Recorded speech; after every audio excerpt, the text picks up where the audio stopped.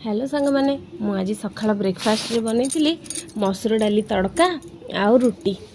मसूर डाली प्रथमे 10 मिनट भिजई देली से रसुण 2-4 कोला पियाज गोटे धनिया पत्र कंचा लंका लुण हलदी टिके सोरिष तेल आउ टिके पानी देकी गोटे सीटी देदेली।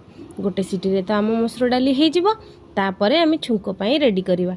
छुंक पाई कटा अदा कटा रसुण पियाज कटा कंचा लंका आउ टिके लंका गुंड ताकू सब आम रेडी करी रखिबा। गरम करके तेल टिके सेथिरे सुखिला लंका जीरा आउ हेंगू ताकू टिके फास्ट भाजी दवा। टिके हेई गले तापरे कंचा लंका पकेवा।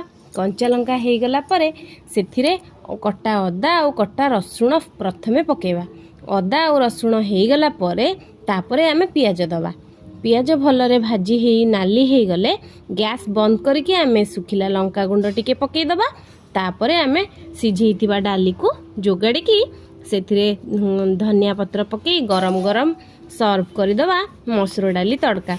आपण माने भी घरे बने की देखंतु। एटा रुटी हो कि भात हो सबुथिरे बहुत सुंदर लागिवो खाइबा पे। आमे घरे तो रेगुलर डाली सब बेले बनाउचंदी। एमती स्पेशल मसाला वाला डाली बने की देखंतु। घरे समस्ते खुशी पाइबे खाइबा पे। निश्चित ट्राए करिवे आ मते जणेबे केमती लागिला। Thank you.